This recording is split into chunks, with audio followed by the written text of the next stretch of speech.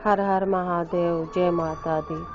भक्ति में शक्ति में मैं लक्ष्मी यादव आप सभी का स्वागत करती हूँ और आप सभी का दिल से धन्यवाद करती हूँ जिन्होंने भी मेरे चैनल को लाइक शेयर सब्सक्राइब किया है। उन्हीं सब का मैं धन्यवाद करती हूँ। तो दोस्तों, आज मैं एक नई कहानी के साथ आज की शुरुआत करती हूँ। दोस्तों, ज़िंदगी में होनी अनहोनी तो सभी के साथ होती है, उसे कोई रोक नहीं सकता ईश्वर के सिवा। लेकिन अगर हमारे सर पे ईश्वर का हाथ है, माता रानी का साथ है, तो कभी कभी होनी भी अनहोनी भी होनी टल सकती है। तो दोस्तों, यही कहानी आज की है। आज की कहानी एक ऐसी महिला के ऊपर है जो अपने घर में थोड़े कुछ कलेश हो जाता है, जिसके कारण से वो अपने घर से बाहर चली जाती है। तो दोस्तों, पूरी कहानी इस प्रकार है कि वो महिला अचानक से उनके घर में पता नहीं क्या ऐसा होता है कि सुबह से ही उस दिन बहुत ज़्यादा कलेश होता है। पहले तो उसके पति के साथ होता है, फिर उसके बच्चे के साथ होता है।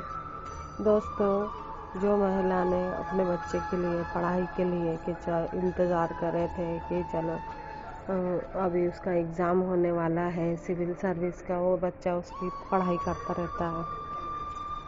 लेकिन उसके जस्ट एक दिन पहले ही पता नहीं उनके घर में क्या ऐसा होता है कि इतना ज़्यादा कलेश होता है, इतना ज़्यादा कलेश होता है कि वो महिला का दिमाग पता नहीं, कह सकते हैं कि या तो वो झगड़ा का क्रोध के मारे घर से निकल जाती है, या फिर क्या पता उसके ऊपर किसी प्रकार का हवा का कुछ असर हो जाता है या क्या हो जाता है। क्योंकि दोस्तों, जो इंसान बचपन से अपने माता पिता के साथ ही जाता आता हो और शादी के बाद भी इतने बड़े बड़े उसके बच्चे होने के बाद भी वो अपने बच्चों के साथ बाहर आना जाना करे, पति के सिवा कहीं नहीं जाए, बाहर उसको किसी पे विश्वास ही नहीं रहता, कह सकते हैं कि वो अपने आप में भी डरी सहमी जैसी रहती है। तो वो अचानक से इस टाइप से घर से निकल जाना वो थोड़ा अजीब सा लगता है। तो दोस्तों, जब वो लेडीज़ घर से निकल जाती है तो उसके पता नहीं उसके साथ क्या होता है, अचानक से उसके पैर खिंचते हुए मंदिर की तरफ चले जाते हैं, राम मंदिर तरफ। अब दोस्तों, ये भी मैं इसलिए आपको बता रही हूँ क्योंकि कहते हैं कि बचपन से ही उसका मन पूजा पाठ में भक्ति विश्वास में बहुत ज़्यादा रहता है। वो सभी देवी देवता के प्रेम पूर्वक पूजा पाठ करती है और अपने घर में एक छोटे से लड्डू गोपाल की सेवा करती है। वो उसे रोज़ नहलाती धुलाती, उसे तैयार करती और उसको विश्राम कराती, फिर 5 बजे उनको उठाती, फिर दूध पिलाती, भोग लगाती, फिर उनको गाने मनोरंजन करती, रात में उनको शयन कराती, फिर वो सोती। ऐसे ही उसका रोज़ का रूटीन रहता है। उस दिन भी वो यही सब करती है। तो जब उसको गुस्सा आया रहता है, उस समय वो अपने लड्डू को सुला दी रहती है। तो दोस्तों, जब उसको गुस्से में वो घर के बाहर निकलती तो अनायास ही उसके पैर, उसको ऐसा लगता है कि मैं घर छोड़ के जाके कहीं बस स्टैंड में जाके बैठ जाऊँ, या मैं स्टेशन चले जाऊँ, या मैं अपने मायके चले जाऊँ, या मैं कहीं भी चले जाऊँ। ऐसा उसका दिमाग होता है कि उसको घर का रास्ता वापस दिखता ही नहीं, उसका गुस्सा शांति ही नहीं होता।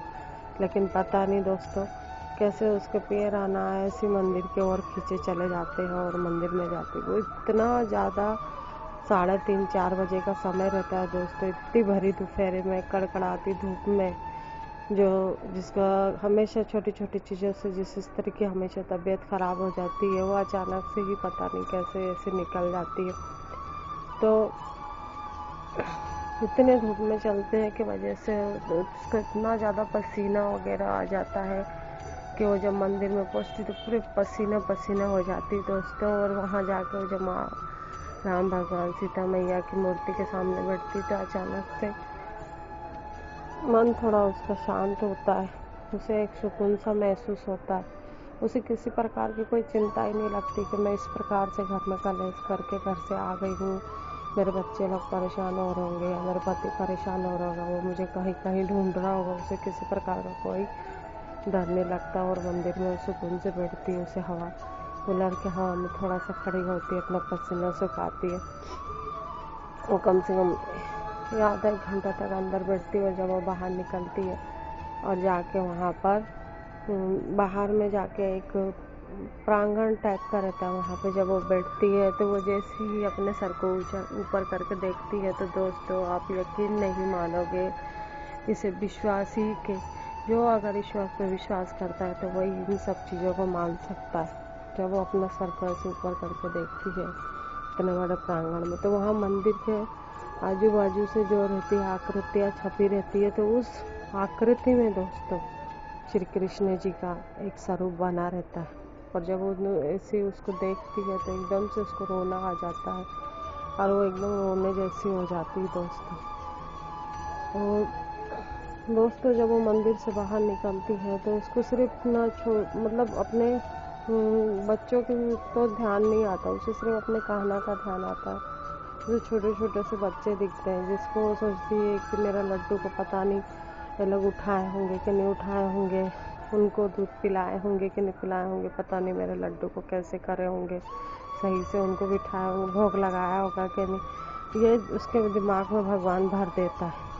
अब वो गुस्से से बाहर निकलती है दोस्तों, और थोड़ा ही देर जब वो सोचती है कि अब ठीक है कोई बात नहीं, 3-4 घंटे हो गए, भगवान जी उसके मन में इतना उसको मोह डाल देते हैं वो कान्हा जी का कि उसके पैर उसको ऐसा लगता है जैसे उसको पूरी मंदिर में जाके जैसे उसके आंखों में जो धुंध भरी रहती है या जो भी उसको क्रोध रहता है या जो भी कह सकते हैं हवा हो या कुछ भी जो उसके साथ हुआ रहता है, वो सब उसका एकदम से नशा उतरने के टाइप से होता है और वो एकदम से उसको भगवान की याद आने लगती है। जैसे एक माँ को अपने बच्चे की आने लगती है उस प्रकार से उसको कान्हा जी की याद आने लगती है और वो घर की तरफ लौटने का सोचती है।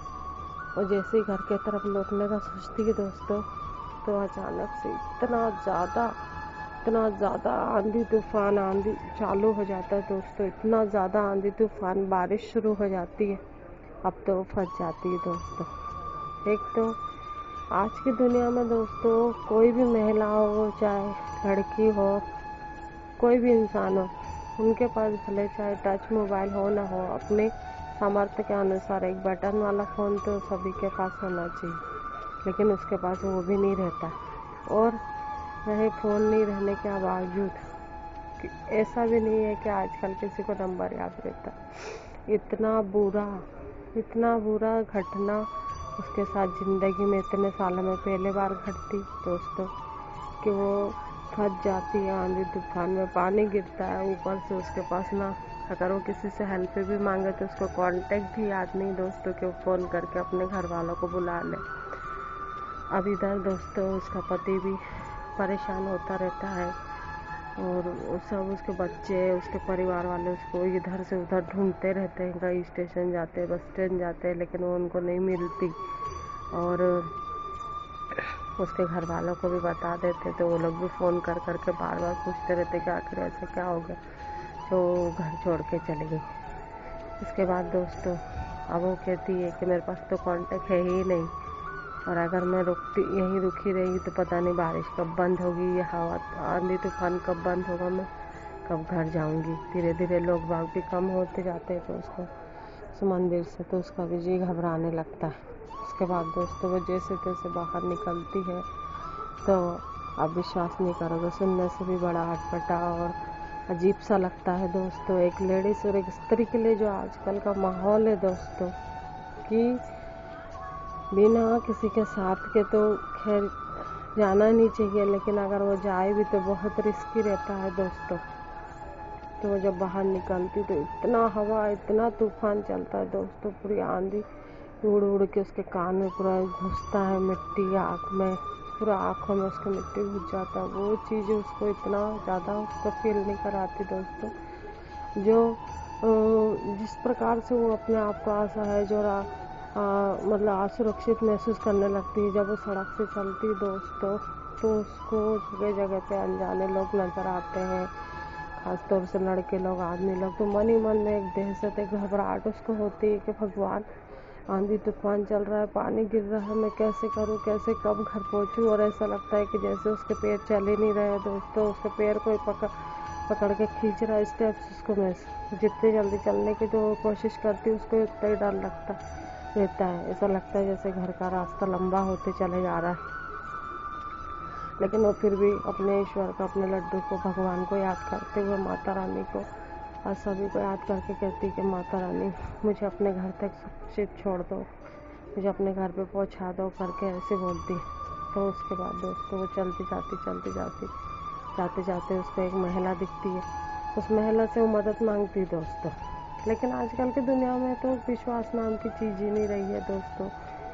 वो लेडीज उसको बिठाती तो है, लेकिन आप विश्वास नहीं करोगे, सिर्फ एक दो मतलब थोड़ी ही दूरी पे जाके पता नहीं उसको क्या लगता है क्या नहीं लगता है, वो उसको रास्ते में उतार देती। वो बोलती कि नहीं, मैं यहीं तक जाना है मुझे, पर वो मुझसे हेल्प मांगती पर उसकी मदद नहीं करती, उसको मना कर देती। अब वो सिर्फ वो सोचती है कि ठीक है, अगर मेरा दिमाग इतना क्रोध में, अगर ईश्वर ने मुझे मंदिर तक लाया, मुझे कहीं मेरे साथ, मुझे इधर उधर नहीं जाने दिया, मुझे मेरे साथ है तो मुझे घर तक भी पहुंचाएंगे, यही उसका विश्वास रहता है। और वो जैसे ही उसको गाड़ी से उतारती, उसके जस्ट थोड़े 1 सेकंड में ही वहाँ पर एक ऑटो आता है दोस्तों। उस ऑटो में पहले से 2-3 महिलाएं बैठी रहती, तो उसके मन में थोड़ी तसल्ली होती है दोस्तों। और वो क्या कहते हैं, उस ऑटो में बैठ जाती है। अपने पास कुछ 10-20 रुपए ऐसे हाथ में पकड़ी रहती है दोस्तों, और उस ऑटो में बैठ के अपने घर तरफ तक आती है। अपने घर के पास वो पहुंचने के बाद उसको उस चीज़ का इतना ज़्यादा अफसोस होता है दोस्तों कि ज़िंदगी में कभी भी ऐसे मतलब उसके साथ कभी नहीं हुआ ऐसा। उसके साथ क्या हुआ जो उसने इस टाइप का कदम उठाया।